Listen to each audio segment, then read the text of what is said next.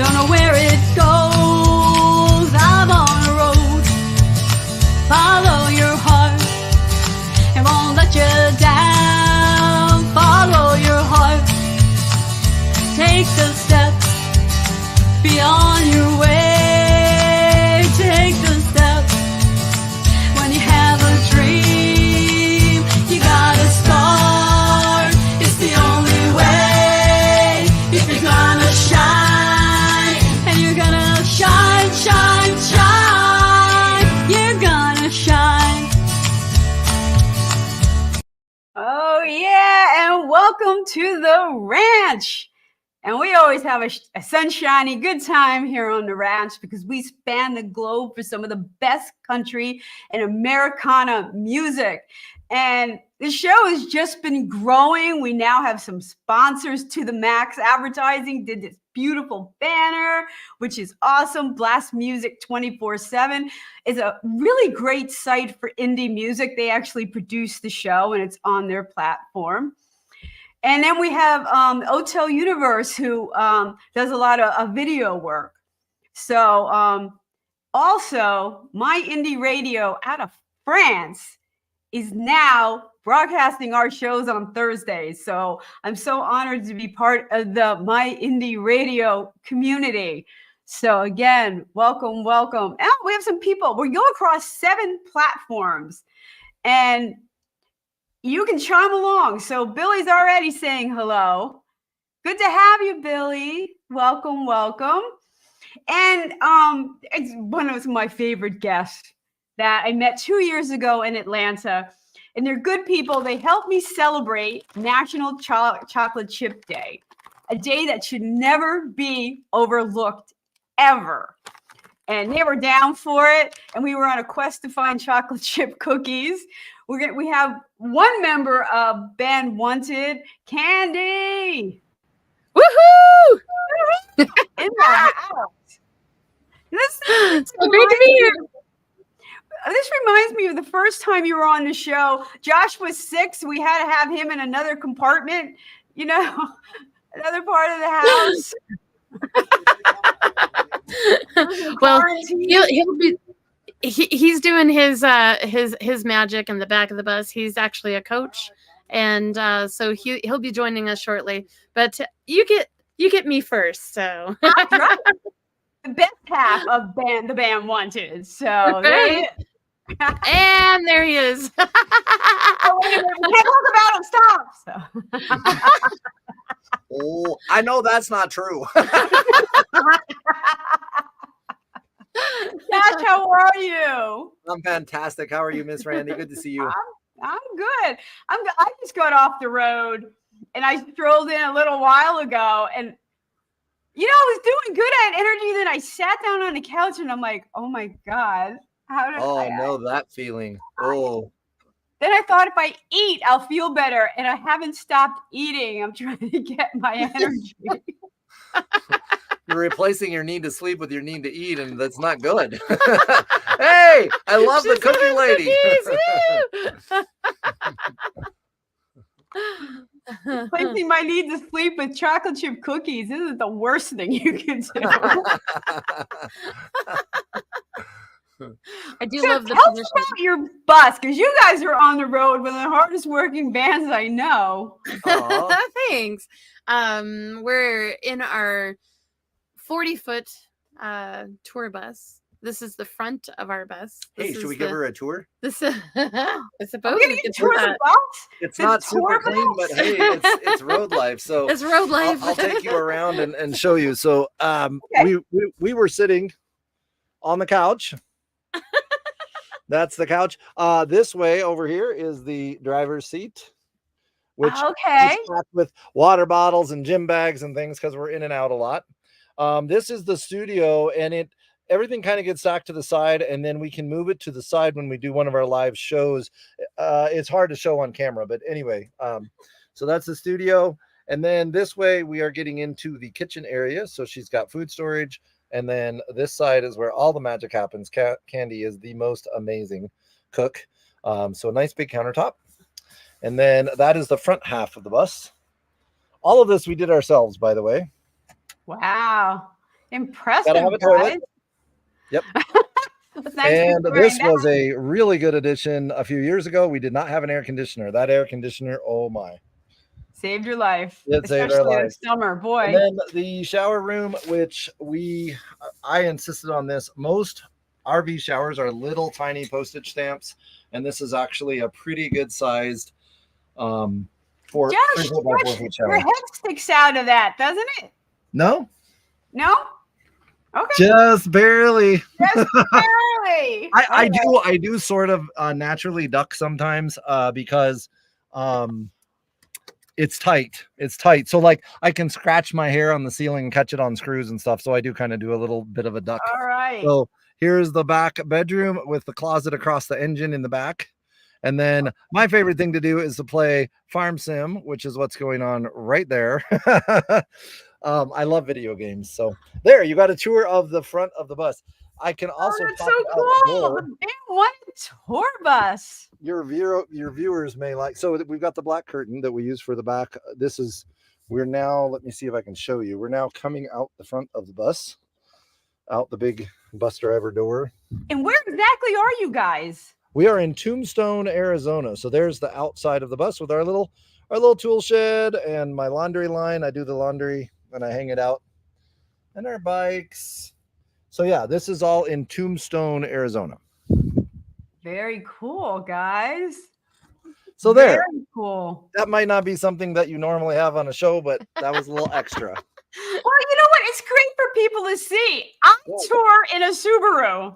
I know. I've been in that car. Yeah, let's tour my Subaru right now. But it's orange, and I always laugh and I say, yeah, Cinderella showed up in a pumpkin. So. Oh, I love that. So, you guys arrive in style. I just kind of put her in. Well, as you know, the last tour we did to Atlanta, we took the minibus, the little van that's parked out front of the bus, and slept in that above our gear. So we got closer to the pumpkin. We did. We had like the refrigerator is what we had. I have to tell you, I haven't slept in that, but there are certain states that you can pull over and sleep. Yep. And you have to know which ones they are, or you'll get arrested and they'll tow your car. So I didn't know that. I learned this one at a workshop with Dan Navarro. He wrote "We Belong" for Pat Benatar. I was at a songwriting workshop, and apparently he sleeps in his car a lot. I know he's on the road a lot, and sometimes he just pulls over. And you have to know what state you're not going to get arrested in. Wow. I've never heard that. So we stayed at truck stops a lot, and they don't mind. They have little signs saying you can't, but if you go in and ask, unless it's just absolutely packed, they'll usually say, yeah, sure. As long as you park over on the edge, you can sleep overnight here. So yeah, that's not too bad a place. I don't know if Candy was by herself. I don't know if she would do truck stops, though. It can be sketchy. Yeah, I was thinking that too. Like I was really tired, and I'm like, oh my God, I had like an hour to go, and you don't want to hurt anybody or yourself. Yeah. But I was going south, and South Carolina, North Carolina, you can't pull over. Oh. So I think I wound up getting a hotel or something. Wow. So, yeah, it's very, very strange. Like New Jersey, believe it or not, they just want you to pull over. Like, there's cars on the road. Like, don't kill anybody. Yeah, tired driving is as bad as drunk driving. Yeah. Well, to be honest, my old school, the school next to it, they just lost an entire family. Oh my gosh. An entire family last week. The daughter and the mother and father, they were in an electric car. They thought it might have been on auto, and something happened. He either fell asleep and hit the steering wheel or something. The whole family. Oh my gosh. It's terrible. That's terrible. So stay alert. Yep. Be alive. Stay awake. Yep. Move quickly through North and South Carolina. We really try to book shows every 5 hours. So 5 is about the maximum we go. If we can get a show within 3 hours, that's ideal, because we don't want to drive that far and then we want to go do another show, stay overnight. work out at Planet Fitness. It's a nice little routine that we get going, you know? Yeah. In fact, I thought the same thing, because Atlanta for me is 11 hours. Oh, wow. And I had a show in Allendale, which kind of broke it up, but it's still a long drive down there. And I did 2 shows up north in Rhode Island, Songwriters Association. That was 5 hours. And I thought, I could do 5 hours easy. Yeah. Yep. And after that, you start to kind of really. Yep. Getting too bored. Road tired. Yep. Yeah. We found that if we got out and worked out, though, that we were re-energized to go again. If we had a day where we weren't singing, we can do more hours if we stop and work out at the gym. It kind of re-wakes you up. But man, when you crash from that, you gotta stop, because you will fall asleep. Like once your body is tired and now your brain is bored with driving, you get about an hour or 2 after the gym, you better be stopping. Yeah. It's funny. You do coaching, she'll understand it. So I was working with a vet who was technically homeless, and he didn't have a Subaru, but he was living basically out of his car. But he had a Planet Fitness gym. Yeah. So I'm like, if you're gonna be homeless, that's a smart way to do it. Yeah. He could go to showers, he could go to bathrooms, he could find it on his phone. And then he started doing Uber, and he started getting back on his feet. I'm like, that's how you work your way out. You know. It's One so step true. at a time. When people say that they're going to be homeless and they won't be able to shower, they won't be able to get a meal. And I mean, some of those things are kind of choices if you don't take advantage of the options that are out there. Planet Fitness is $25 a month, and you will get a shower, you'll get a workout, you can fill your water bottle. All of those things are included. You can get a massage for that $25 a month. Every day you can get a massage, one of those massage chairs or hydro massage. So yeah, I think you're right. You can be homeless and then you can be helpless. And those are 2 very different things. 2 very different things. Yeah. And he was really fighning hard. Good for him. I took advantage of counseling options that were there. And, now he's back in it and back to his music and things like that. That's awesome. I'm glad to hear that. Yeah. But would have been quicker if he had a Subaru, but.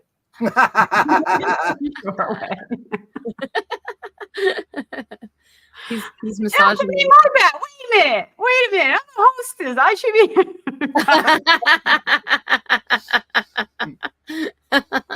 Was the perk I got the front seat? Yes. Right. You got here first, so she got in front. You got in that bus. All right.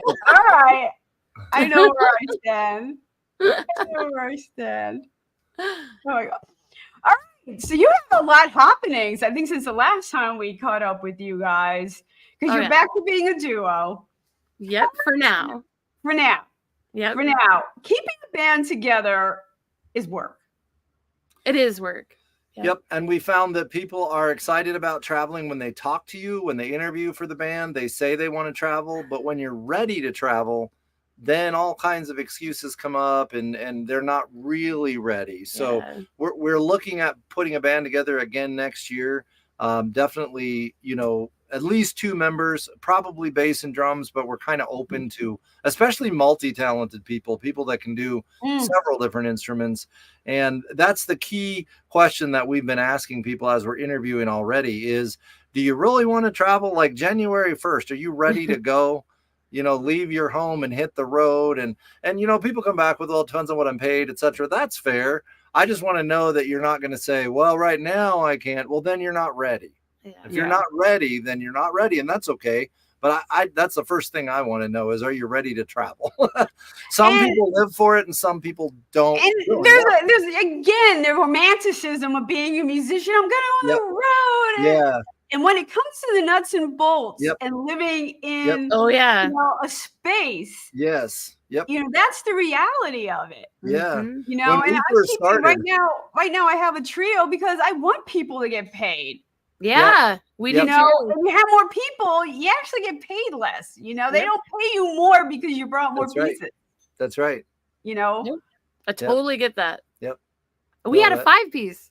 Yeah. Yeah, we had a 5-piece, and that was part of it too, Randie, because even locally, until January 1st, we could have kept them going.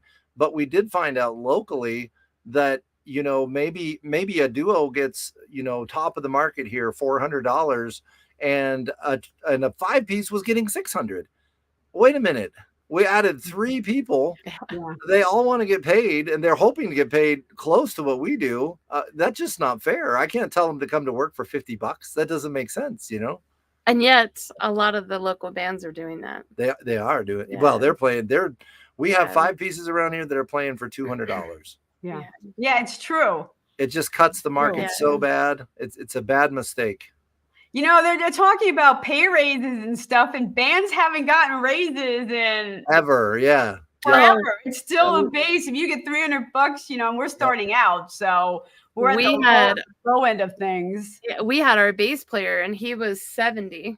He was 70 years old, and he was telling us that we were making the same today as what he was making 30 years ago when they were just starting out their band.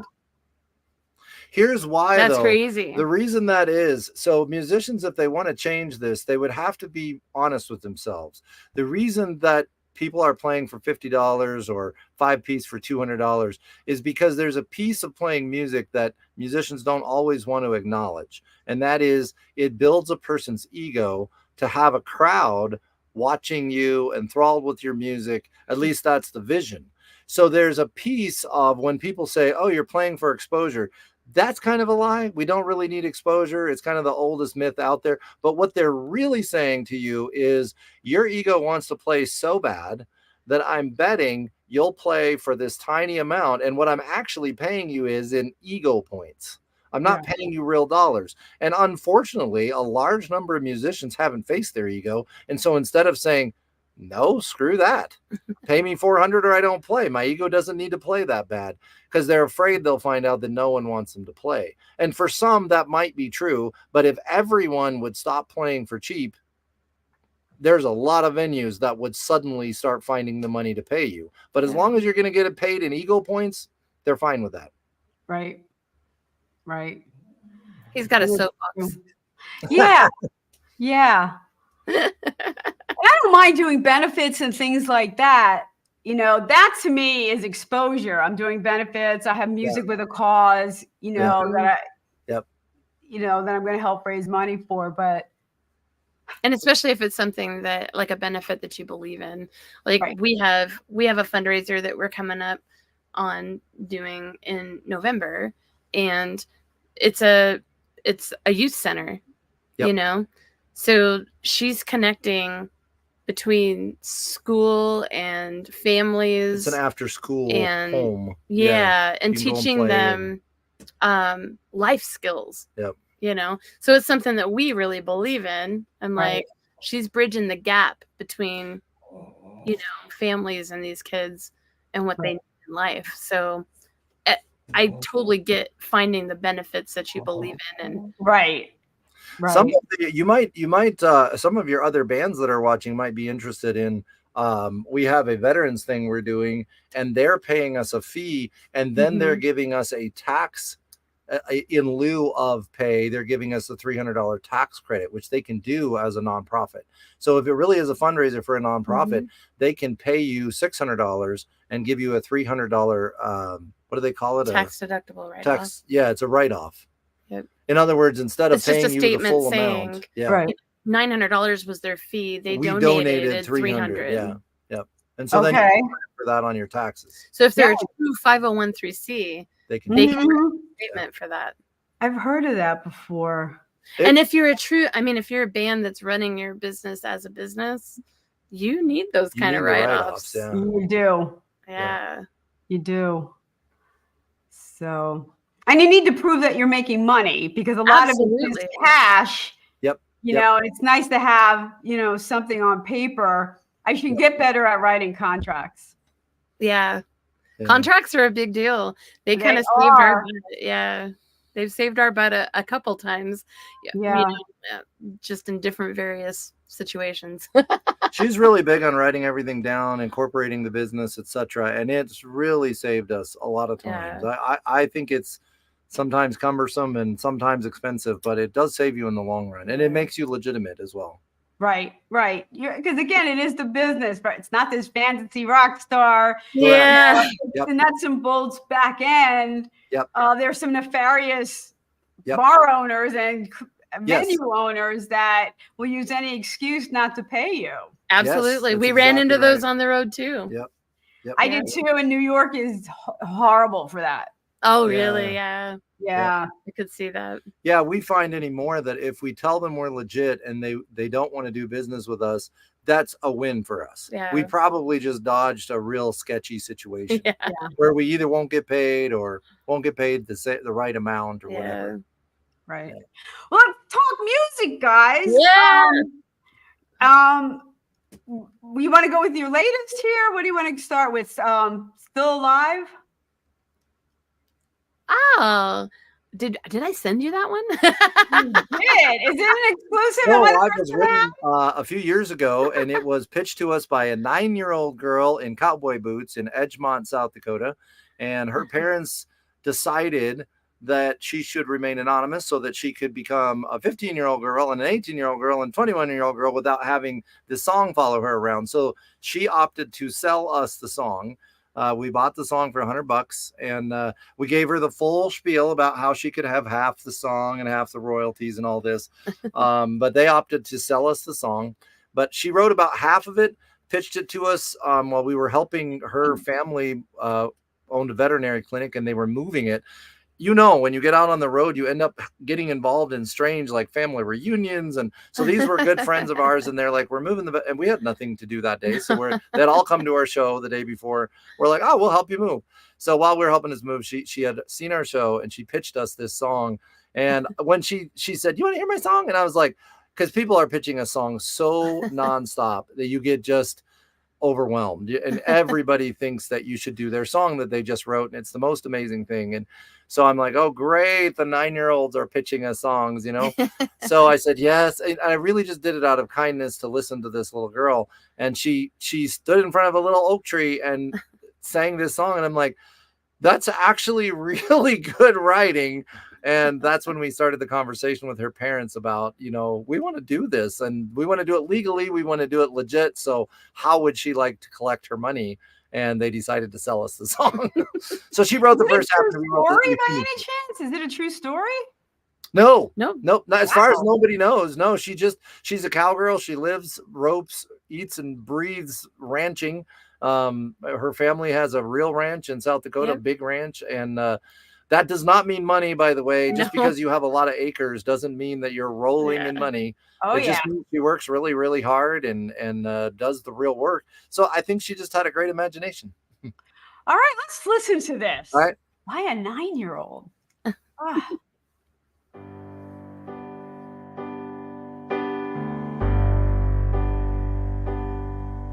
We were sitting right here in this lonely world, swapping stories about an old cowgirl. Everybody said she was the best in the land. They said her children made real good hands. She was riding her horse all across the plains when her father tried to stop her from crossing the main. Daddy was an outlaw and shot her in the arm, but she was a cowgirl and shot him in the heart. She's still alive, still alive, still alive today. Born to ride, born to bleed, born to run to me. His mama wasn't right, she loved too hard. He worked many years before he left her yard. She gathered up a posse and she kept his gold. But money don't love you when you're growing old. They played their games like the rest of us do. killing each other and his children too. In the blink of an eye, the hangman came. She drew fast, but he made her pay. He's still alive, still alive, still alive today. Born to run, born to flee, born to run to me. She had a goal and he did too.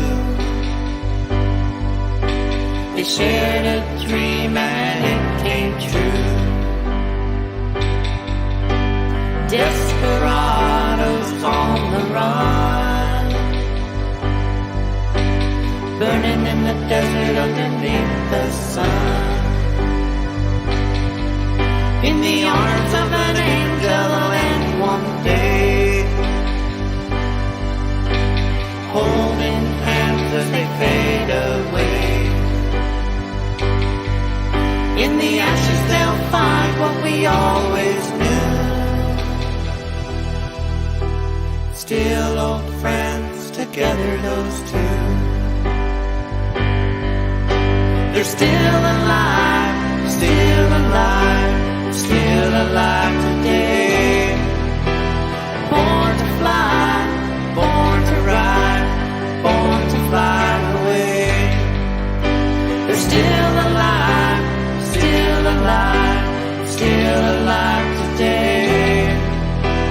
Born to fly, born to ride, born to fly away.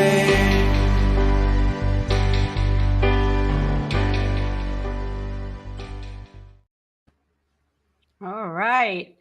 I mean, that's a country song when you got hangman, guns, blood, a girl shooting his daddy. Wasn't that good, right? Out there, you know, like you don't have a bar, you got to have a hangman, you know. Hey, we still have the gallows here in Tombstone, so. Well, your next song, we got to talk about Tombstone because we were talking, Josh, before you got here, before we went live. I finally had gone to Salem. Oh, And I always wanted to go to Salem, Massachusetts. I'm And jealous. I was That's telling awesome. Candy, being, I've had a haunted house now since I moved in here, and things happening that I was surprised it was just this commercial thing, And she was talking then about Tombstone, which is really just this dusty. Yeah, it is. They're trying hard to be a tourist town, but man, it's just a crappy old town. That's all. But they are carrying real guns. They do. It's open carry. So when you walk around town, like everybody's wearing a gun on their hip, and they're all dressed like if you walk around town, most people are dressed 1880s. Yeah. So it really takes you back, and the boardwalks are all, the buildings are all original to the 1880s. They can't change a whole lot because it is a historical landmark. So they have to go through all kinds of hoops to change anything. Well, that's the interesting part about Salem. I went on this trolley tour because I wanted to see get the lay of the land, right? And the first thing they said is, this is an original because the witch trials happened and they went on. It wasn't until they wrote The Crucible that people started getting interested in Salem. And they're like, oh, we got to recreate this now. Because there wasn't anything left from it. Yeah. Isn't that crazy? Yeah. So now it is this huge. We got a wow from Billy. Probably on that cat here because I think he's out in New York, Long Island. Like the whole gun thing, like we have New York freaking out right now. Like, I'm sure. Oh my God. A lot of tourists freak out about it. We have a lot of people that come in from out of the country that are shocked to see all the guns, and that they have reenactments, they have gunfights here in the streets 4 times a day. And we lived in an RV park in our bus and everything for 14 months in this RV park. You never get used to that. No. They have gunfights 4 times a day. You hear gunfire 4 times a day. the out of it's kind of like living in the hood in the city, you know. The out of countryers get really literally freaked out. Like we have many cowboy actor friends, and they're like, you know, they can't believe that I'm pulling a real gun out of my holster. And I assure them that it's got blanks in it, but that blanks can hurt you too. So we don't aim them at anyone, you know. But you know, our cowboy actor friends are like, little do they know that in my other pocket I've got a real live loaded 45. Like, they're not the people that are drawn to Tombstone are open carriers. So they're carrying real guns too, with real bullets, and are ready to, you know, to take a stand. So it's kind of interesting that if the out of countryers knew that, I don't know if they'd want to come to, because they're freaked out by just the blanks. What happened on the set of, what is it, Rust? The movie Rust? Yes.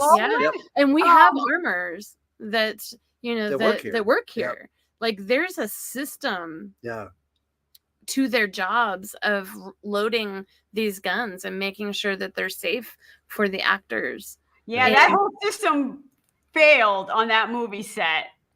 Right? Oh yeah. Well, we talked to one of our armorer friends, and they said they didn't follow the system. They mustn't have. And now everyone wants to blame somebody. And the whole system failed. You know, and I don't know if that's the actor's fault. He gets handed a gun, you know. Oh, Mindy has been here before, I can see. Mindy's in the house. I knew you could carry in Arizona. Still weird to see people wearing them like the Wild West. That is. Yep. Yeah. That's. Well, we should play the song, because for anybody that's been there, this will. And if you haven't been there, this town has not changed very much in 100 years. All right, let's see it. So this is actual footage of Tombstone. It is. This was recorded right here in the downtown. Okay, and the song is called Tombstone. It's your latest song. I'm trying to plug your music, guys, okay? Thank you. Okay, so here is Tombstone, one of your latest songs.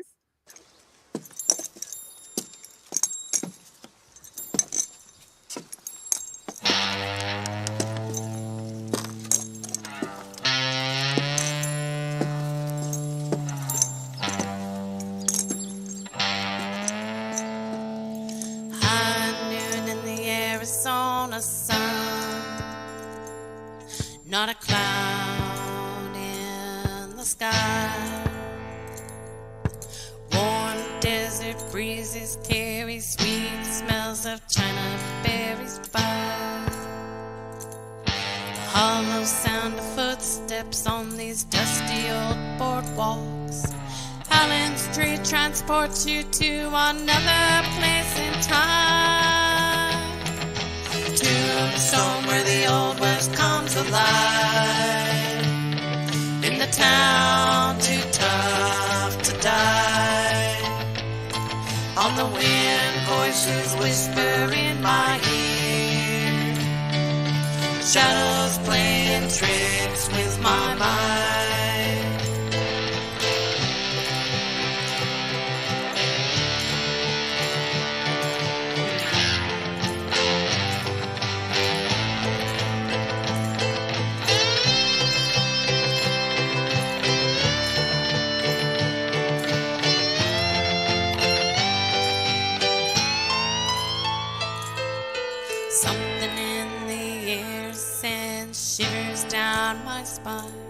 In this dusty old ghost town built around a mine, outlaws and lawmen all trying to make a buck.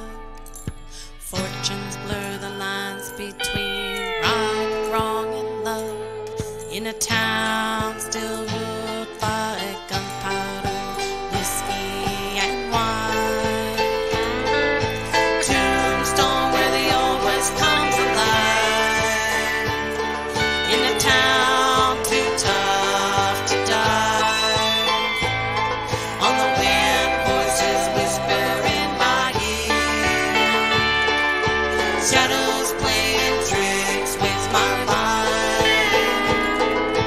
Tombstone.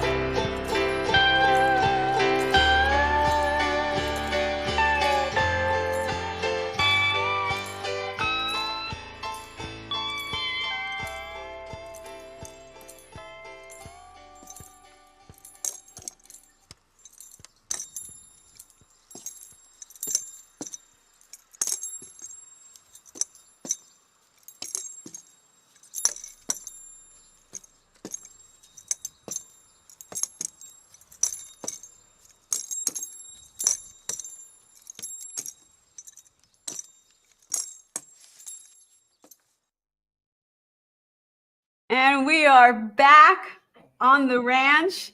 We are produced by Blast Music 24/7.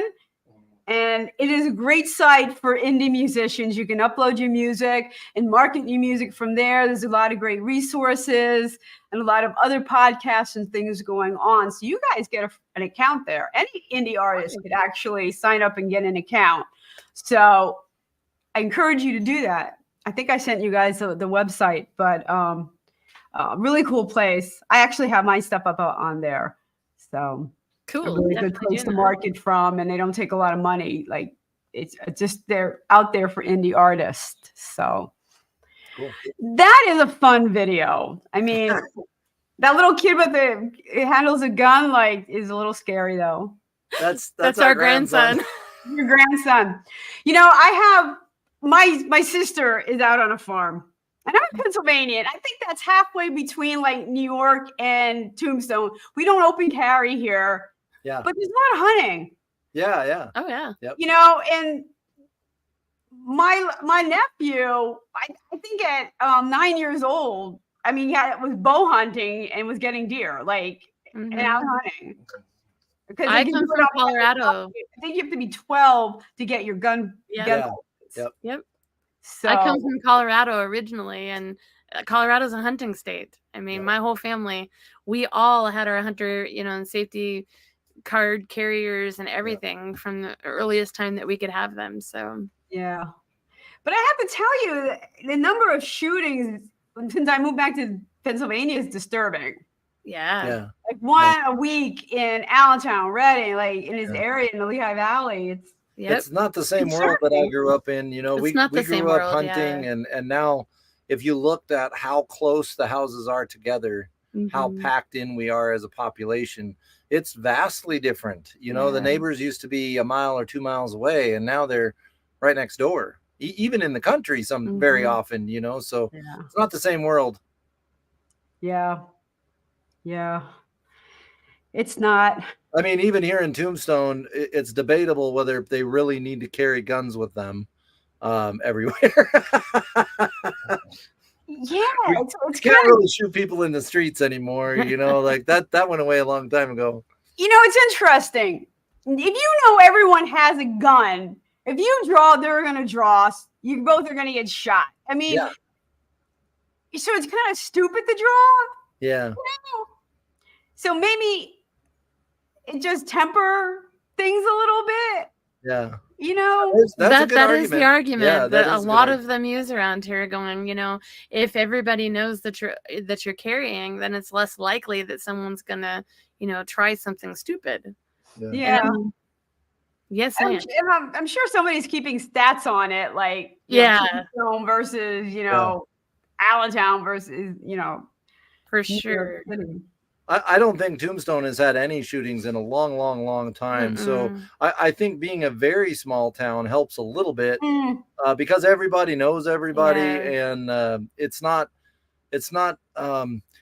easier to shoot people you don't know, I think. And so it's real hard to do here. Well, if you're taken hostage, you really have to try to get to know them, because it is harder to shoot someone you know. Yeah, that's right. It's true. You start dropping personal information, and now you have the human element in there, right? Right. Yeah. You touched on something, Randie. I used to carry a weapon on our so we left the electrical trade. That's where we got together. That's where we dated, and then we started our own company. And so I was driving this electrical service truck around. You're going to random houses, maybe 5 houses a day, fixing things, and they have dogs, and they have, Uncle Harry's out back, and he doesn't know you're coming today, or the lady of the house doesn't trust who this big tall man is that's coming. So I carried a gun in my truck, and I went to all my coaching classes, and I sold my gun, because I realized exactly what you're saying. Befriending people, getting to know them is way more powerful than being ready to draw quicker, because that draw quicker thing is it's a fraught happenstance. It's very likely that gun either will never make it out of your truck, or that it won't be used very wisely. Right. It won't be used very wisely. Yeah. And when are they ever? Anything like that. I know my sister and her husband, deer meat gets them through the winter. Yes. You know, Yep. it's real. Yep. It's So, real. you know, they're farmers. Yep. That's right. And they could throw some venison sausages my way. I'm just saying. Anytime. I'm all about that too. I'm all about some venison sausage and burgers. I don't even do turkey. I don't even know. But, you know, I understand the hunting part. But I don't know what the answer is. I don't think it's carry. Open carry. Yeah. But I know what we're Pennsylvania, the gun violence. Yeah. Every week. Since I've been back, I've been stunned. It's only been a year, and I'm like, you know, Randie, I heard this much out of New York. You and I are both in an industry that I think needs to get more chops in it, and that is coaching, therapy, and psychology, because I think we find every time that in the cases where guns were used unwisely, it wasn't because someone was carrying one. It was because someone who wasn't mentally safe was carrying one. Somebody who wasn't emotionally okay. And we work with them every day. We know what it's like to have a disturbed or unbalanced. Hell, most of us have been there. That's not a good time to be carrying a gun. But in our country, there's nothing to stop you. There's nothing to even check to see if you're mentally okay or emotionally okay. And Josh, when it's your parents saying, "Oh, I want to cheer you up. Here's a gun." Yep. Don't sit in the counseling. Yep. Okay. Yep. Mm-hmm. I agree. You're buying a gun. That's happened twice. I mean, that's been national news. This is the second news now. The first one, the parents just got sent to jail. It's probably the first case in history where and that will start turning the tide to some degree, because there will be a cost to pay. Yeah. Yeah. You know, and I understand too that not all areas have access to mental health services. Right. Right. You know, which is why I'm going telehealth. I'm really going to expand my telehealth. Good. Yeah. You know, I really am a big believer in music and coaching as a way to heal and celebrate and calm. And I just really think the world needs a lot more of listening and calming, and music as a tool to express. Because sometimes we just need to express something, you know? Right. No, I agree with that. And they're powerful things. We know music is powerful. You know, it brings people together. Yeah. You know, it's what you turn to when you're really down. You know, when you're up, you know, you want to go crazy, you're listening to music. You know, and I think we have to normalize other things that can pick you up. Yeah. You know. Yep. Speaking of that, it's kind of a good segue into your next song. Randie, would you like to introduce your next song? I'm just guessing you're talking about our first song we ever wrote, which is called "You Are My Kind of Crazy." So are you saying relationships can be a pick-me-up? Is that what you're saying? Not mine relationships lately. Maybe yours. My last ones were crash and burn. Heart and Soul was like, maybe. The dance was like, no, it's not going anywhere. What else? Maybe the Barstool Tuesday. It would be really fun to take all the titles of your song and just like, you know, write the next song. Write a song about the titles of my song. This next song is the first song we ever wrote.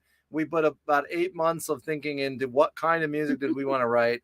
We wanted to write music that was real and honest, and that didn't cover up our skeletons, if you will. Mm-hmm. We weren't trying to impress people with how great we were. In fact, we kind of wanted to say, look, we're all kind of a hot mess, and that's okay, because there's somebody out there that kind of identifies with your hot mess and is okay with it, and accepting, and even maybe in some cases celebrating. Like, you know, a lot of our family members don't really understand us at all, and that's okay, because there's people like you out there who are like, oh, I totally get it, let's go get cookies. Like, it's right?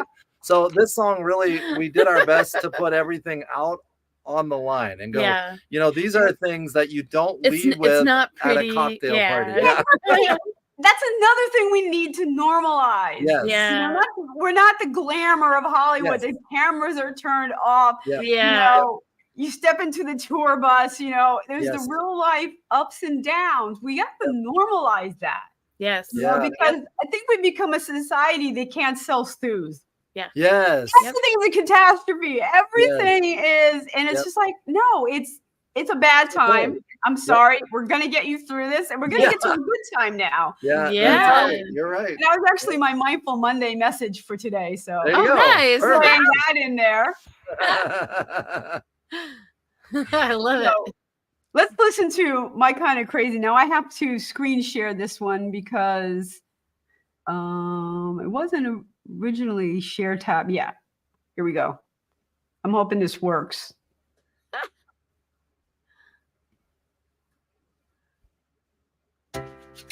There you go. Awesomeness. You were raised pretty danged religious. You were raised by outlaws. True story. You were taught to wash and dry your dishes. And you were raised no guts, no glory. Sounds pretty weird, come to think of it. Our picture perfect lives got pretty hazy. But I love you more than a little bit. You are my kind of crazy. Your family like to talk about your feelings. With your family, pretty much anything goes. You learn to fight like a girl. Well, you broke your little sister's nose. Sounds pretty weird, come to think of it. Our picture perfect lives got pretty hazy. But I love you more than a little bit. You are my kind of crazy. Now, your first marriage ended really badly. Well, you were 27 on your first date. Well, you divorced more men than you married. Well, at least all of my exes were straight. Sounds pretty weird, come to think of it. Our picture perfect lives got pretty hazy. But I love you more than a little bit. You are my kind of crazy. Well, at least we got it all together now. Oh yeah? How do you mean? I mean, we got all our ducks in a row. No, we got squirrels and there's not enough leashes. Yeah, that moment when you realize this is my circus. And now my monkeys are your monkeys because I'm your wife. And no matter what we find out on the road, it can't be half as weird as our true life. Sounds pretty weird, come to think of it. Our picture perfect lives got pretty hazy. But I love you more than a little bit. You are my kind of crazy. Sounds pretty weird, come to think of it. Our picture perfect lives got pretty hazy. But I love you more than a little bit. You are my kind of crazy. You are my kind of crazy. You are my kind of crazy.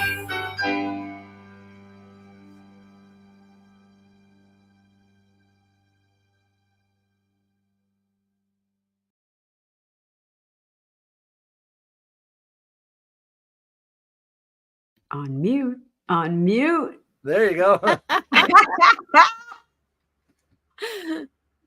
right, I have to call bull on one. You didn't date till you were 27? No, I did not.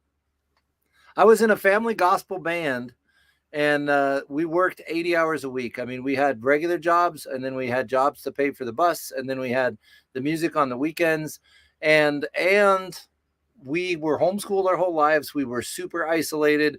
So the idea of dating, like, it never really took root. It was an idea in my head, but it wasn't something that I had a practical way to. One of the things we sell at our merch table is a book I wrote called "You're Not One of Us," and it basically is the best way to describe what my family gospel band was a Christian cult. So if in cults, there's a lot of jokes and comedians out there. It's a cult when only the leaders are having sex. Well, that was true. Our family was, it was considered unchristian to go find a mate unless you left. You had to leave entirely and start a new, faction.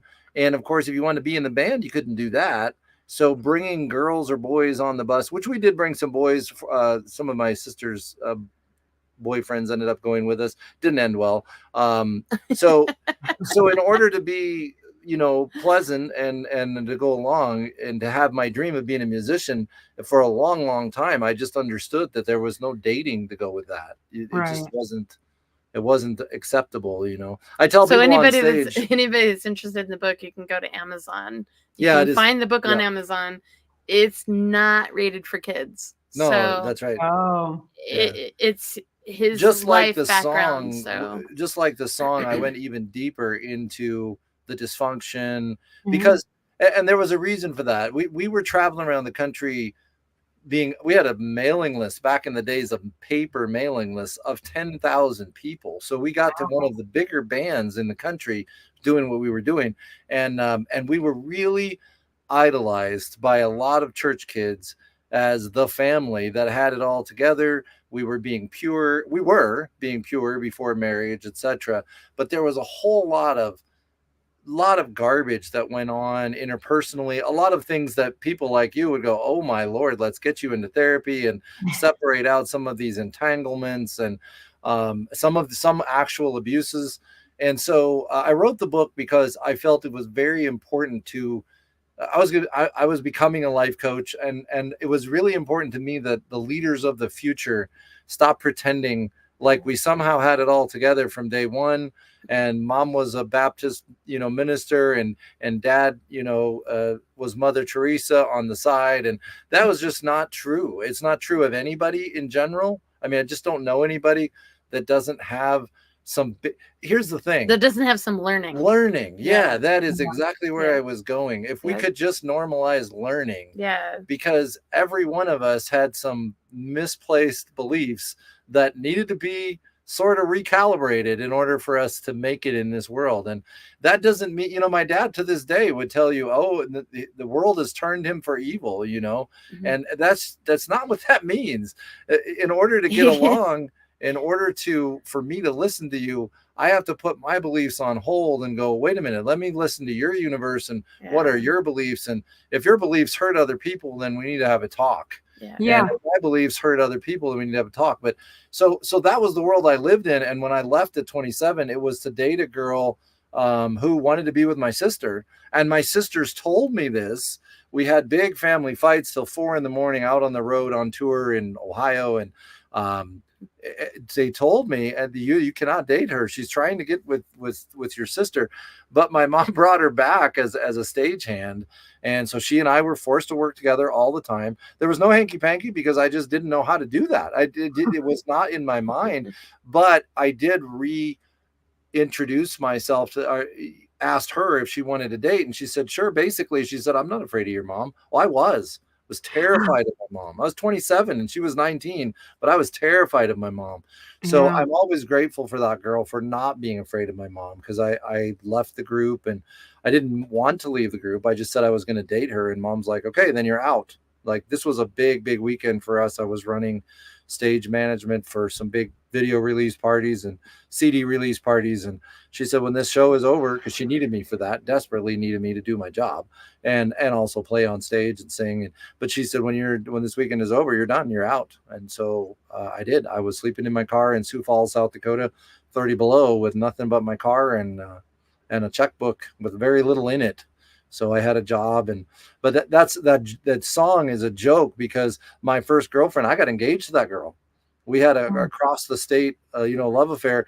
It wasn't really a love affair because she was still just trying to get to my family. And I really think that if I hadn't been pretty naive and very set on being, what we called sexually pure, I really believe that she would have wanted to have a kid with me just because she idolized my family, but wouldn't have been ever because she was in love with me. Right. She really wanted to get to my sister. So she and after she broke up the engagement, she came out to her mom and me and others in her life as gay. So my sister was right. That was exactly right. So my first girlfriend really truly was a lesbian. I just didn't know that. I just didn't. Right. Yeah. Right. So, we only have a couple more minutes, and of course we're like getting into this heavy stuff, which means we have to bring you back so we can turn the page on this. But we have like 2 minutes left. Where are you guys going to be? What's next? I know you're releasing a song. Well, we just released Tombstone. That was our newest release. We're working on some new music. Right now, we're finishing up dates here in the Tombstone, Arizona area. So we're here until the end of December. We have a mini tour going up to Colorado in November and the 1st of December. But then after the first of the year, we haven't announced anything yet, but we have some big things that are in the works. So keep our fingers crossed that everything's working out exactly the way it's supposed to. You might have seen on the post that we're looking for new band members. So, and that plays into our plans after the first of the year. So awesome. Yeah. I was always wishing you guys the best. Always love hanging out with you guys. Thank you. We love hanging out with you too. The cookie queen. I'm not a cookie lady. That's right. I worked in adolescence for 20 years. I've been called worse. I'll just tell you that. A lot worse. There you go again. We're Blast Music 24/7. We're here on the ranch, and we're on indie music radio in France. So love being with our new community, going out to Europe and all our friends there. We're here every Monday night at 7 p.m. Eastern in the United States on those platforms. We're on Thursday. It's like, I think 1 o'clock in the States, and I think it's there 8 p.m. So cool. Stay tuned. Good things coming.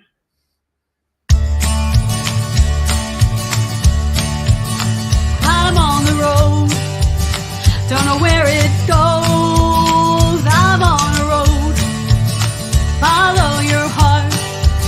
It won't let you down. Follow your heart. Take the step.